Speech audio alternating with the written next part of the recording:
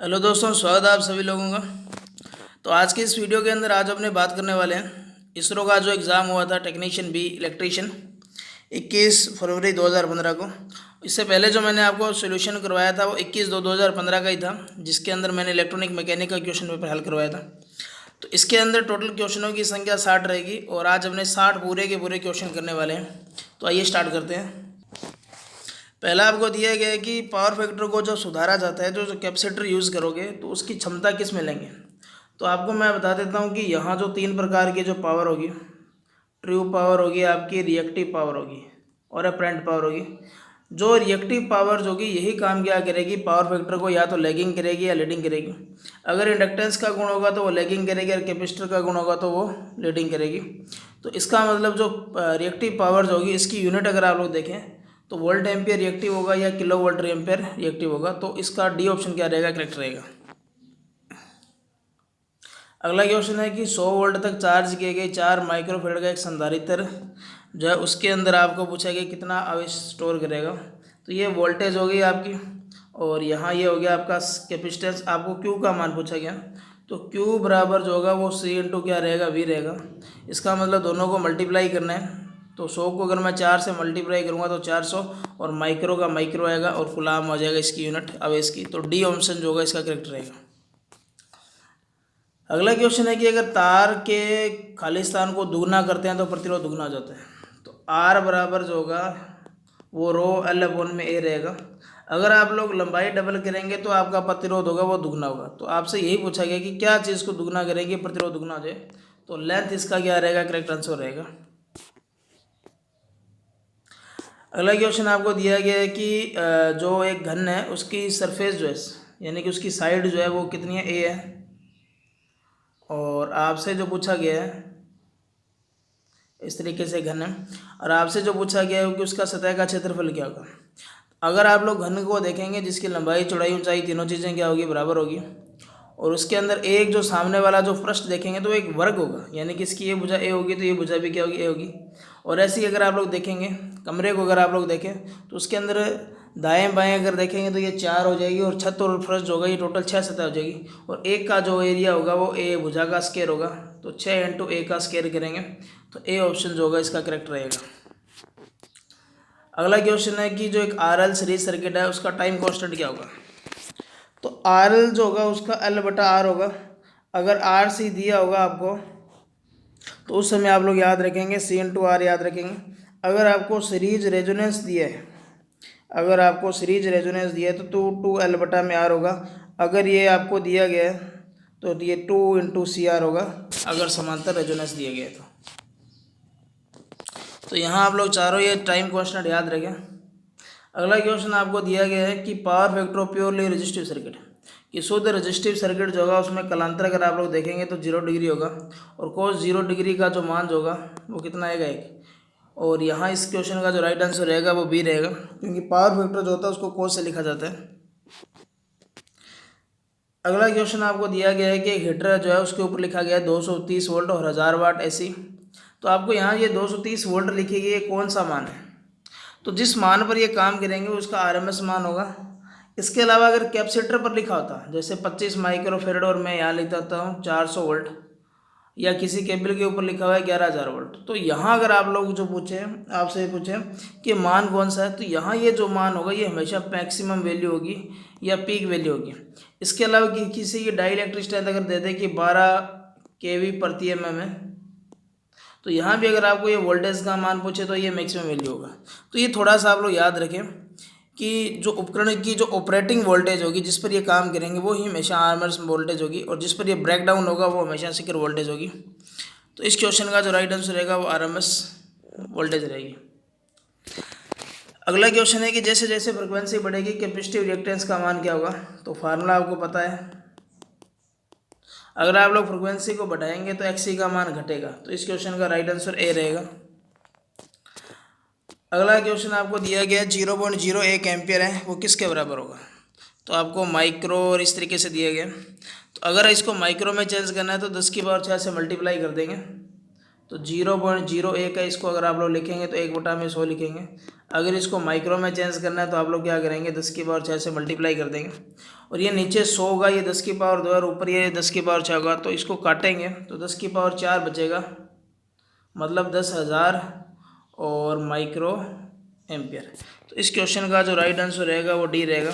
तो इस तरीके से आप लोग इसको कर सकते हो। अगला क्वेश्चन दिया गया है कि एक हेक्सागन है, उसके सभी आंतरिक कोणों का योग क्या होगा। तो इसका फार्मूला आप लोग याद रखें, 2n-4 इंटू क्या करेंगे, 90 करेंगे। अगर आप लोग देखें n जो होगी भुजाओं की संख्या होगी, तो भुजा अगर इसकी देखें तो 6 दे रखी है, तो 6 इंटू 2 करेंगे 12, 12 में से 4 जाएगा तो 8, 8 इंटू 90 करेंगे तो 18 9 8 9 72, तो 720 डिग्री इसका क्या रहेगा, करेक्ट आंसर रहेगा। तो इस क्वेश्चन का जो सभी आंतरिक कोणों का योग जो होगा, इसका फार्मूला आप लोग याद रखें, 2n-4 इंटू 90। इसके अलावा बाहरी कोण का अगर आपसे पूछा जाए तो 360/n होगा, जो प्रत्येक बाहरी कोण होगा। अगला है कि सीरीज RLC सर्किट जो होगा उसमें रेजोनेंस पर करंट का मान क्या होगा। तो सीरीज के अंदर रेजोनेंस जो होगा उसमें जेड का जो मान होगा वो न्यूनतम होगा और करंट का मान क्या होगा, मैक्सिमम होगा। अगर यहाँ सीरीज की जगह समांतर दिया होता तो इसका मान जो होगा वो मिनिमम होता है यहाँ पे। तो इस क्वेश्चन का आप लोग राइट आंसर जो होगा, इस क्वेश्चन का राइट आंसर होगा वो मैक्सिमम होगा। अगर यहाँ सीरीज की जगह समांतर दिया होता तो आपका न्यूनतम आंसर करेक्ट होता। अगला क्वेश्चन है कि स्टार्टिंग टॉर्क प्रारंभ करने के लिए हाई स्टार्टिंग टॉर्क चाहिए आपको, तो कौन सी मोटर का इस्तेमाल करेंगे। तो सबसे ज़्यादा इनमें से अगर अपने बात करें तो हाईएस्ट स्टार्टिंग टॉर्क जो होगा वो सीरीज मोटर का रहेगा। तो सी आंसर इसका करेक्ट रहेगा।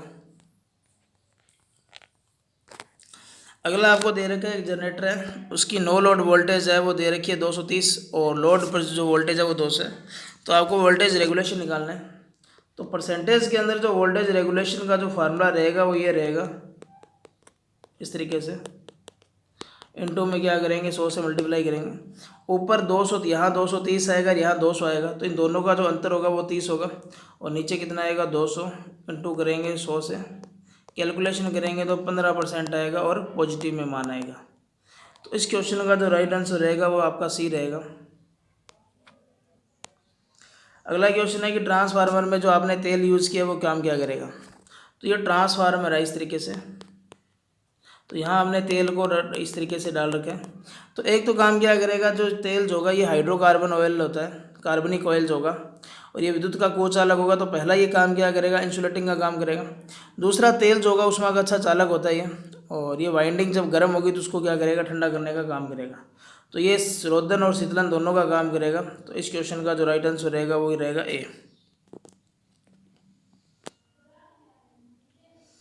अगला क्वेश्चन है कि आपको पूछा गया है कि जो इंग्लिश में अगर आप लोग देखें तो सही समझ में आएगा, क्योंकि विवर्त का जो हिंदी में मतलब होता है वो खुला होता है, कि main purpose of performing open circuit test at rated voltage to measure. कि आप लोग जो ओपन सर्किट टेस्ट करते हो उसमें वोल्टेज होगी, उसको रेटेड वोल्टेज पर करेंगे, मतलब वोल्टेज का मान फिक्स रखेंगे। तो वो किस लिए करेंगे, तो इस समय आप लोगों को पता है कि यहाँ जो नो लोड होगा उस समय जो दो हानियाँ होगी, कोर लॉस होगा आपका, जिसके अंदर ये दो हानियाँ होगी। एक तो आप लोग हिस्टेरिसिस होगी और दूसरी कौन सी होगी, एडी करंट होगी। तो इन दोनों को संयुक्त रूप से कोर लॉस या लो हानियाँ बोलते हो। तो इस क्वेश्चन का जो राइट आंसर होगा वो बी रहेगा। अगला क्वेश्चन है कि बुकोज रिले क्या है।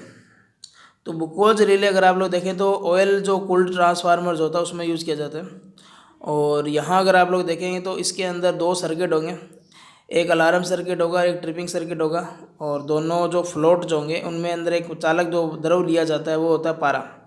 इसके अलावा ये ट्रांसफार्मर की आंतरिक दोषों से सुरक्षा प्रदान करेगी।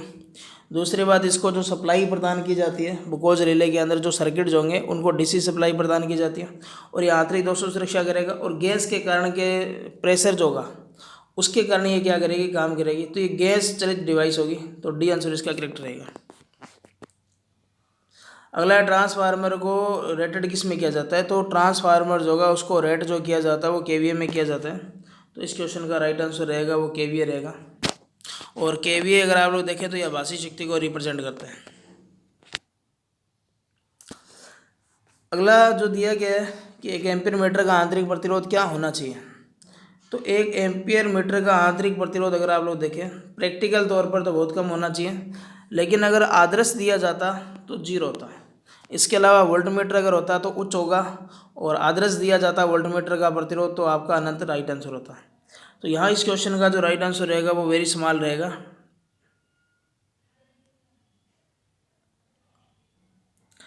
अगला क्वेश्चन आपको दिया गया है कि 3 फेज की जो पावर्स होती है उसके अंदर 2 वाटमीटर विधि का आप लोग यूज़ कर रहे हो और पावर फैक्टर आपका 0.5, तो दोनों वाटमीटर में से एक वाटमीटर की रीडिंग क्या होगी। तो इसकी मैंने 5 कंडीशनें आपको बताई हैं, और यहाँ अगर आप लोग देखें तो एक वाटमीटर की रीडिंग 0 होगी, क्योंकि इस तरीके से आप लोग देखेंगे कालांतर अगर आप लोग निकालें फार्मूला आपका जो रहेगा वो ये रहेगा। अगर मैं W2 की रीडिंग क्या लेता हूँ 0, तो यहाँ मैं क्या लिखूँगा 0 लिखूँगा, और ये 0 W1 माइनस में से 0 जाएगा और नीचे प्लस होगा, तो ये W1 प्लस 0 तो करेंगे तो भी 0 होगा, तो W1 से W1 भी कैंसिल हो जाएगा, √3 बचेगा, और 10 का जो मान √3 जो होगा वो 60 डिग्री पर होगा।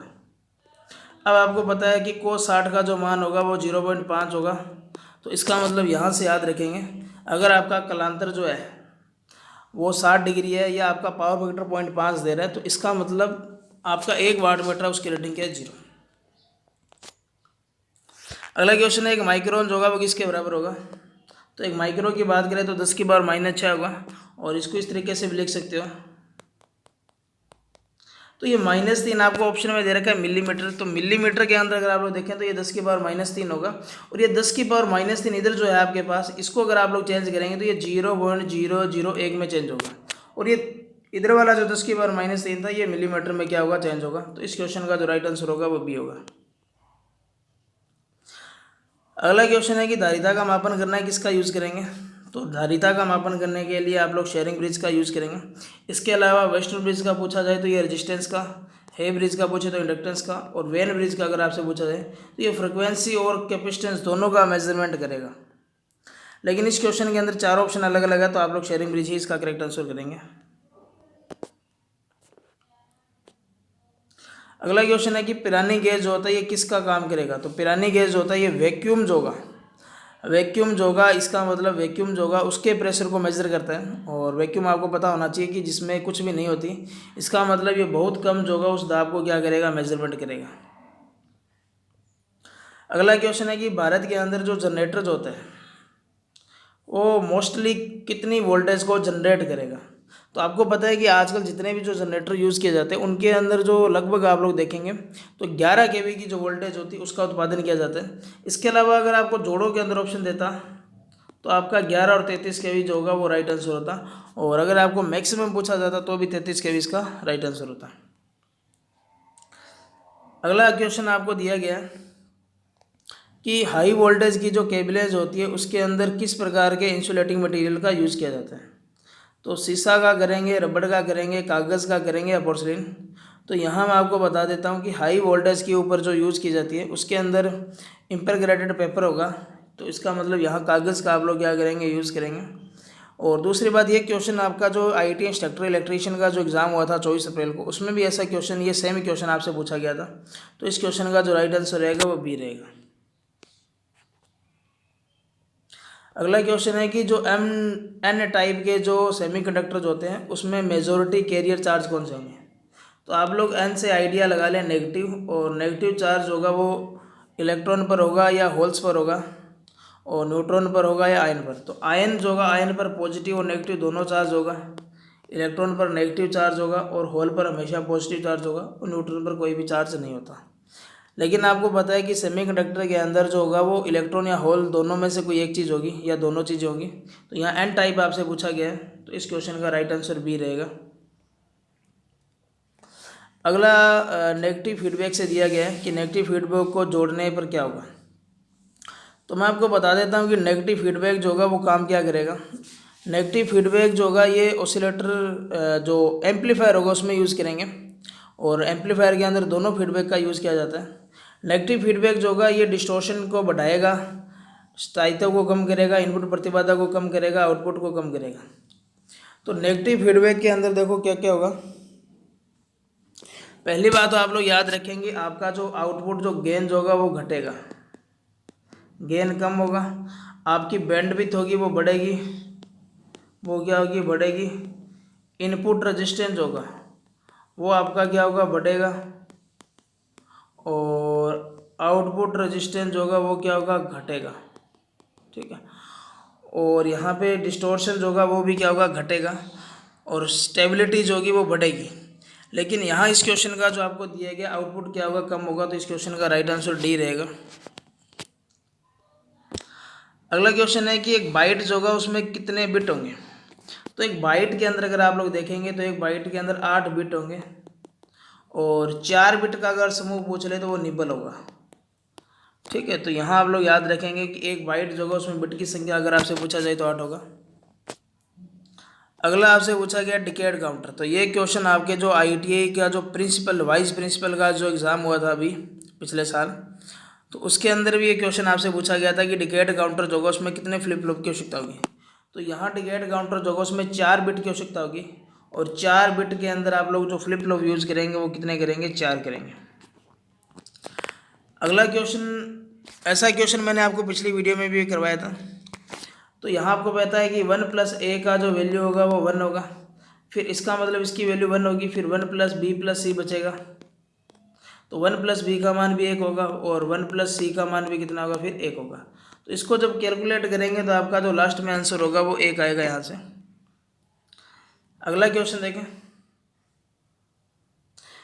ये क्वेश्चन भी अगर आप लोग देखें तो ये क्वेश्चन भी पिछली क्लास के अंदर मैंने आपको जो त्रिभुज का क्वेश्चन करवाया था उसके अंदर आपसे इसका मैंने मेथड बताया था आपको, और वहाँ मैंने आपको बताया था कि एस जो होगा, जो हीरो का सूत्र जो होगा उसमें एस का अगर वैल्यू देखें तो a + b + c बटा में क्या रहेगा, 2 रहेगा। तो पहला ऑप्शन नहीं होगा, दूसरा भी नहीं होगा, तीसरा भी नहीं होगा, जो डी ऑप्शन होगा वो आपका क्या रहेगा, बिल्कुल करेक्ट रहेगा यहाँ से। अगला क्वेश्चन कंप्यूटर से है, और ऐसा क्वेश्चन उसमें भी इस क्वेश्चन पेपर में भी आपने देखा था जो इलेक्ट्रॉनिक मैकेनिक का था। आपको दे रखा है कि वोल्टाइक मेमोरी कौन सी होती है। तो वोल्टाइल मेमोरी ऐसी होती है जो केवल लाइट के ऊपर काम करेगी। जैसे ही लाइट जाएगी तो उसके अंदर जो डाटा होगा वो क्या हो जाएगा, जो होगा वो डिलीट हो जाएगा। तो यहाँ रैम जो होगा, रैंडम एक्सेस मेमोरी जो होगी वो क्या रहेगी, यहाँ पे आपकी राइट आंसर रहेगी। और रीड ओनली मेमोरी को रोम बोला जाता है। प्रोग्रामेबल रीड ओनली मेमोरी जो होता है उसको पी रोम बोलेंगे। और ई प्रोम जो होगा electrically programmable read only memory होगी इसका, ठीक है, पूरा नाम। तो इस क्वेश्चन का ए जो होगा वो करेक्ट आंसर रहेगा। अगला आपको दे रखा है कि 10 माइक्रोफेरेड के 4 संधारित्र को समांतर में जोड़ दे तो क्या होगा। तो समांतर में जो धारिता होगी वो इस तरीके से ऐड होगी। आपको पता है कि 10 माइक्रोफेरेड के 4 है तो सभी को जोड़ देंगे, तो आपका राइट आंसर होगा वो 40 माइक्रोफेरेड क्या रहेगा, करेक्ट आंसर रहेगा यहाँ से। तो बी आंसर इसका क्या रहेगा, करेक्ट रहेगा। अगला आपको दिया गया है कि इलेक्ट्रिकल एनर्जी जो होती है, विद्युत ऊर्जा जो होगी उसकी यूनिट कौन सी होगी। तो देखो वाट जो होगा ये आपकी पावर की यूनिट रहेगी, किलोवाट भी पावर की है, जूल आपकी कार्य की भी है और ऊर्जा की भी है। लेकिन आपको विद्युत ऊर्जा पूछा गया था, तो विद्युत ऊर्जा को kWh के अंदर लिया जाता है, किलोवाट घंटा। तो इस क्वेश्चन का जो राइट आंसर अगर आप लोग देखेंगे तो सी इसका राइट आंसर रहेगा। अगला है कि 10 ओम का एक प्रतिरोध है और उसको आपने 100 वोल्ट की सप्लाई से जोड़ा है, तो वो कितनी पावर का लॉस करेगा। तो P बराबर जो होगा आपको पता है V² बटा में क्या रहेगा, R रहेगा। वोल्टेज का मान अगर आप लोग देखें तो 100 है, और रेजिस्टेंस का मान कितना है, 10 है। तो इसको 1 0 से 1 0 काट देंगे, तो ऊपर आपका जो बचेगा वो 1000 बचेगा। तो 1000 वाट होगा इसका राइट आंसर। तो डी आंसर इसका क्या रहेगा, करेक्ट रहेगा।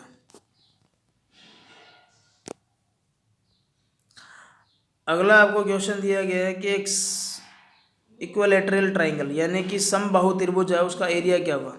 तो समबाहु त्रिभुज का जो एरिया होगा वो √3/4 इंटू क्या रहेगा, भुजा का क्या रहेगा, स्क्वायर रहेगा। और भुजा आपको यहाँ जो दे रखी है वो ए दे रखी है, तो √3/4 इसका क्या रहेगा, करेक्ट आंसर रहेगा।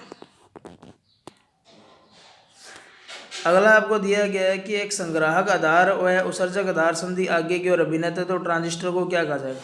मतलब आपके पास ये ट्रांजिस्टर है, ये बेस हो गया, ये आपका कलेक्टर हो गया, रिमीटर हो गया। इस जंक्शन को आपने क्या दे दिया, फॉरवर्ड बायस दे दिया, और इस जंक्शन को भी, कलेक्टर और रिमीटर को भी क्या दे दिया, फॉरवर्ड बायस। तो ये दोनों तरफ अगर ये फॉरवर्ड बायस में होगा तो इस बाइसिंग को कहा जाता है, इस मोड को कहा जाता है सेचुरेशन मोड। तो आपका जो राइट आंसर रहेगा वो बी रहेगा। अगला क्वेश्चन देखो, आपको दिया गया है कि एक एम्पलीफायर होगा, उसके अंदर अगर आप लोग पॉजिटिव फीडबैक देते हैं तो वो किस तरीके से काम करेगा। तो ये मैंने आपको बताया था कि एम्पलीफायर होगा उसके अंदर पॉजिटिव और नेगेटिव दोनों प्रकार के फीडबैक का यूज़ किया जाता है। लेकिन अगर आप लोग एम्पलीफायर का अगर आप लोग ऑसिलेटर की तरह यूज़ कर रहे हो तो उस समय जो आप लोग उसको फीडबैक देंगे वो हमेशा देंगे वो पॉजिटिव देंगे। इसका मतलब ऑसिलेटर के अंदर किस प्रकार के फीडबैक का यूज़ होगा, तो हमेशा किसका होगा, पॉजिटिव फीडबैक का यूज़ होगा। अगला आपको हीटिंग से क्वेश्चन दिया गया है। हीटिंग और जो वेल्डिंग है ये डिप्लोमा बीटेक के अंदर टॉपिक लगते हैं, आपके नहीं दिया गया। तो इंडक्शन हीटिंग आपसे पूछा गया, इंडक्शन हीटिंग। तो इंडक्शन हीटिंग जो होगा उसको कौन सा नाम से जाना जाता है, तो डाई इलेक्ट्रिक हीटिंग होगी, एडी करंट हीटिंग होगी, रेजिस्टेंस हीटिंग होगी या मैग्नेटिक। तो इंडक्शन हीटिंग के कारण क्या होगा, मैग्नेटिक हीटिंग जो होगी उसको ही कहा जाता है। तो डी आंसर इसका क्या रहेगा, करेक्ट रहेगा। अगला आपको दिया गया डायक। तो ये जब आप लोगों ने डायक पढ़ा था तो मैंने इसका डायग्राम बताया था, इस तरीके से बनेगा आपका सिंबल जो होगा इसका। और मैंने बताया था कि इसके अंदर दो डायोड विपरीत समांतर में जुड़े होते हैं और इसका यूज जो किया जाता है, मेनली जो यूज़ किया जाता है वो ट्रायक को ट्रिगर करने के लिए। और ट्रायक का जो यूज होगा इसका मैंने आपको बताया था कि ये SCR जो होगा उसको ट्रिगर करने का काम करता है। तो इस क्वेश्चन का जो राइट आंसर होगा वही रहेगा। अगला आपको दे रखा है कि motor starter are essential for, यानी कि मोटर के अंदर जो स्टार्टर का यूज़ करेंगे वो क्यों करेंगे। तो आपकी जो DC मोटर हो चाहे AC मोटर हो, शुरुआत के अंदर जो बैक EMF होगा वो दोनों के अंदर क्या रहेगा, जीरो रहेगा। और इसका मतलब जो आर्मेचर करंट होगी वो बढ़ेगी और आर्मेचर करंट को कम करना है तो आप लोग काम क्या करेंगे, स्टार्टिंग के अंदर रेजिस्टेंस जोड़ देंगे। और कुछ स्टार्टर ऐसे होंगे जो AC वाले स्टार्टर होंगे उसके अंदर आप लोग वोल्टेज का मान क्या करते हो, कम करते हो। और DC मोटर के स्टार्टर के अंदर आर्मेचर के रेजिस्टेंस को बढ़ाया जाता है। तो इसका मतलब वो काम क्या करेंगे, आरंभिक धारा जो होती है उसको कम करने का काम करेंगे। ये क्वेश्चन आपको पिछले वीडियो में भी मैंने हल करवाया था, तो इसको आप लोग खुद हल करेंगे। हीरो के सूत्र से भी यूज़ कर सकते हो। और दूसरी बात, ये समकोण त्रिभुज बनेगा इस तरीके से, ये समकोण त्रिभुज है। आप लोग लंबा आधार कुछ भी ले सकते हो लेकिन कर्ण हमेशा 10 रखना है। तो 1/2 आधार इंटू ऊंचाई गिरेंगे तो आधार आपको 6 दे रखा है, ऊंचाई आपको 8 दे रखी है। यह आप लोग हीरो के सूत्र से भी यूज़ कर सकते हो। S बराबर A plus B plus C करेंगे बटा में 2। और फिर इसकी एरिया अगर आपको निकालना है तो इस तरीके से आप लोग निकालेंगे, S minus A, S minus B और S माइनस C, इस तरीके से। तो आप लोग कोई सा भी फार्मूला लगा लेना या 1/2 आधार इंटू ऊंचाई लगाओगे तो भी आपका आंसर जो होगा करेक्ट आएगा।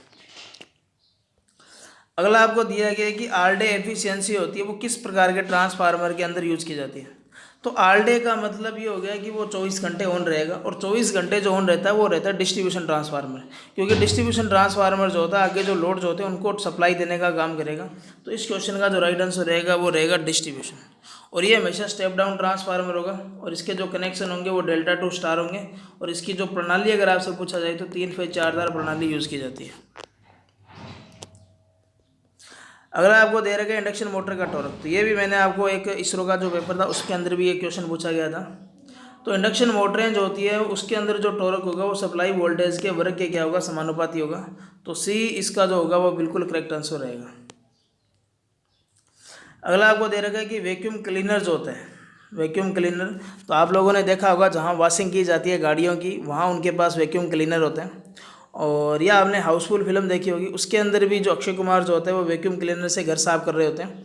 तो वहाँ जो वैक्यूम क्लीनर जो होता है उसके अंदर जो यूज़ की जाती है वो जो यूनिवर्सल मोटर होती है उसका यूज़ किया जाता है। तो यहाँ से आप लोग याद रखेंगे कि वैक्यूम क्लीनर जो होगा उसमें यूनिवर्सल मोटर का यूज़ किया जाता है। तो डी इसका करेक्ट आंसर रहेगा। अगला क्वेश्चन है कि आपको RMS मान दिया है ज्यावक्रीय साइन वेव का और 10 एम्पियर है, तो उसका शीघ्र मान आपसे पूछा गया।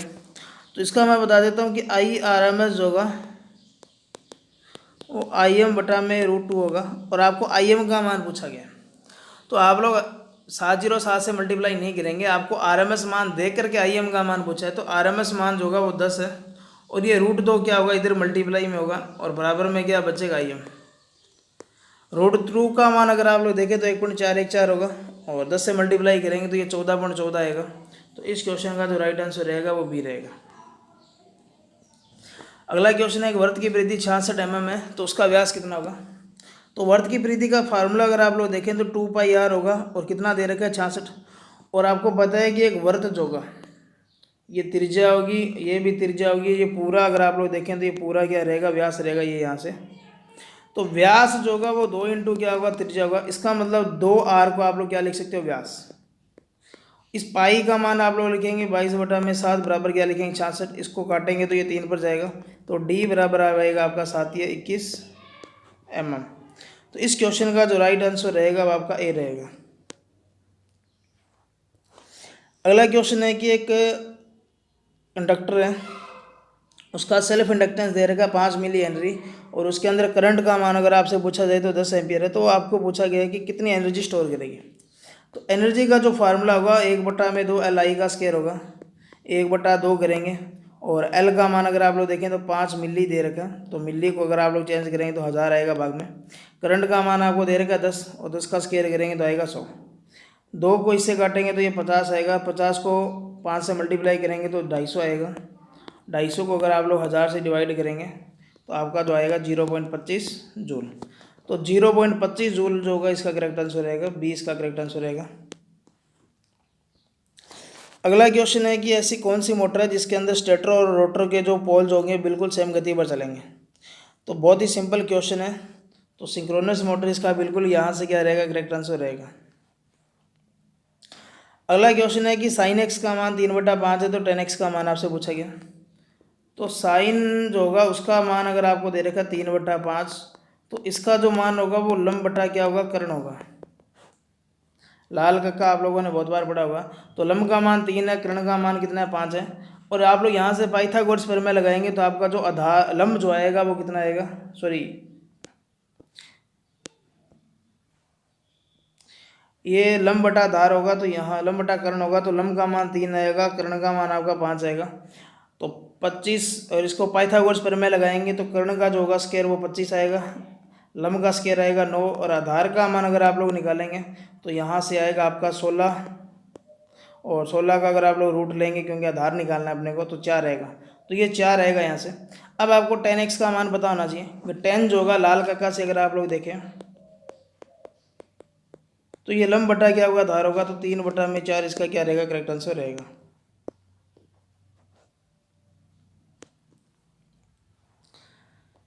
अगला क्वेश्चन आपको दे रखा है x² - 6x + 8।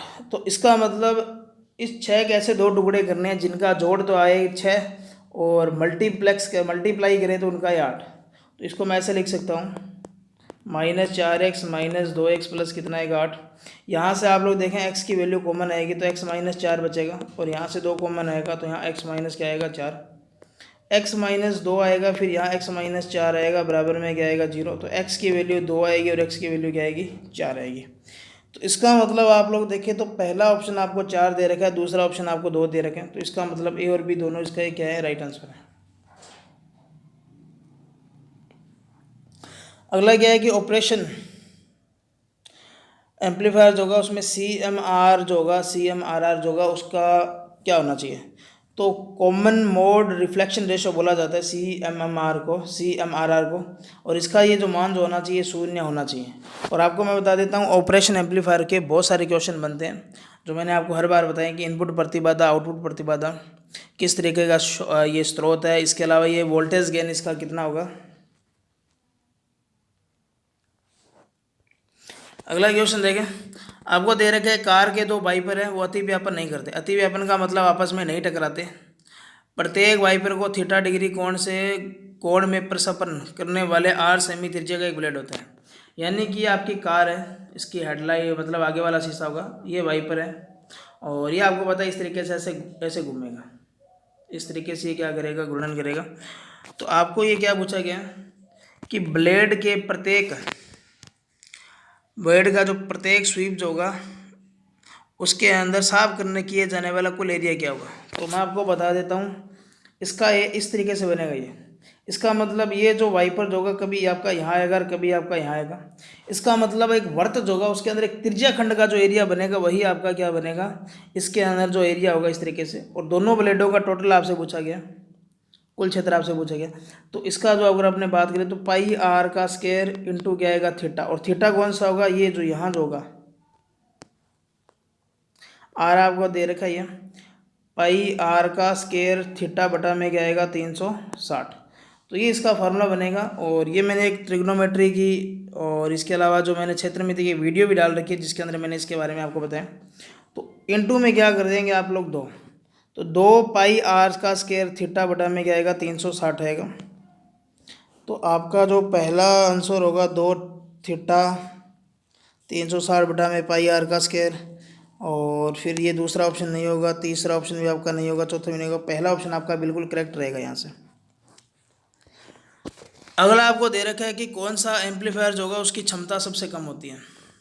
तो देखो क्लास ए एम्पलीफायर होगा, इसकी मैक्सिमम क्षमता 50% तक होती है, क्लास बी की 78.5 तक होती है, इसके 78.5 से ज़्यादा होगी, और इसकी 50 से लेकर के 78.5 के बीच में होगी। तो दक्षता की अगर हमने बात करें तो सबसे कम क्लास ए की होगी। तो इस क्वेश्चन का राइट आंसर अगर आप लोग देखें तो ए ऑप्शन आपका बिल्कुल करेक्ट रहेगा यहाँ से।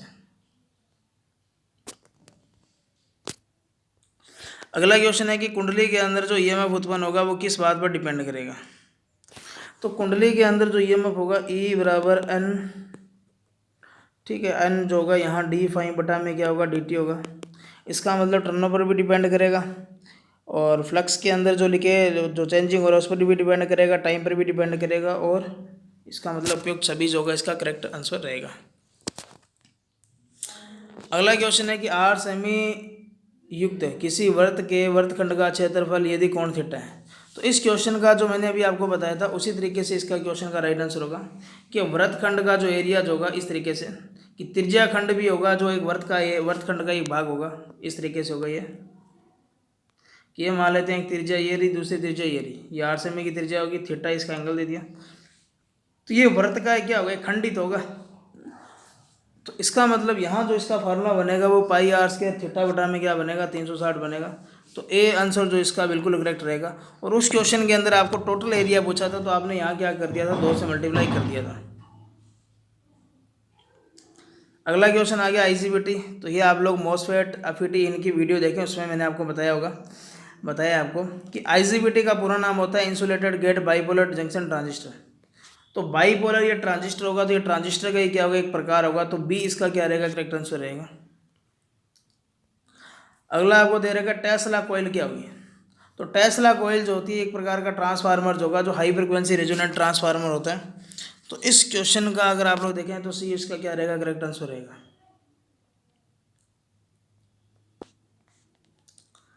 अगला क्वेश्चन आपको दे रखा है 1 मीटर चौड़ाई है और 1 mm मोटाई के एल्यूमिनियम शीट का घनत्व दे रखा है 2.7 ग्राम का भार क्या होगा। तो इसका फार्मूला अगर आप लोग देखें डेंसिटी जो होगी डी बराबर एम बटा में क्या होगा वी होगा। आपको एम का मान आपसे पूछा गया है तो डी इंटू क्या रहेगा वी। डी का मान आपको दे रखा है 2.7 ग्राम। तो यहाँ अगर आप लोग देखें तो 1 मीटर विड्थ है, 1 mm थिकनेस होगी, ठीक है, और मोटाई इसकी दे रखी है 1 mm।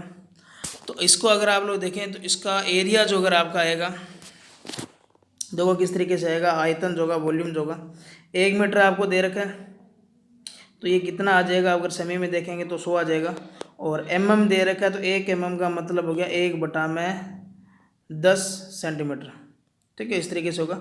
1 0 से 1 0 कट जाएगी आपकी यहाँ से, और फिर अगर आप लोग देखें तो ये 10 आएगा आपका यहाँ पे। लेकिन ये 10 अगर आप लोग देखें तो ये चौड़ाई दे रखी है या मोटाई दे रखी है, इसके अंदर इसकी लेंथ नहीं दे रखी, इसके अंदर इसने क्या नहीं दी लेंथ नहीं दी, केवल उसकी थिकनेस दे दी और उसकी सीट की क्या दे दी 1 मीटर चौड़ाई दे दी। लेकिन अगर आयतन के अंदर अगर आपको निकालना है तो उसकी लेंथ देना क्या होगा ज़रूरी होगा। अगर आप लोग लेंथ अगर 1 mm अगर मानते हैं तो ये 10 भी क्या हो जाएगा डिवाइड हो जाएगा, ठीक है, इस तरीके से, क्योंकि आयतन जो होगा लंबाई इंटू चौड़ाई इंटू क्या रहेगा ऊंचाई रहेगा। लंबाई अगर आपकी है 1 mm तो 1/10 सेंटीमीटर में चेंज हो जाएगा, क्योंकि ये जो आपको दे रखा है ये सेमी क्यूब में। चौड़ाई अगर देखें तो मीटर में चेंज करेंगे तो यहाँ आ जाएगा 100 सेंटीमीटर। ऊंचाई की अगर आप लोग देखें तो 1 में कितना आ जाएगा 10। उस समय आप लोग इसको काटेंगे तो आपका जो आयतन आएगा वो 1 सेमी क्यूब आएगा, और डी जो होगा वो m इंटू क्या रहेगा वी रहेगा, सॉरी m बराबर जो रहेगा वो d इंटू वी रहेगा।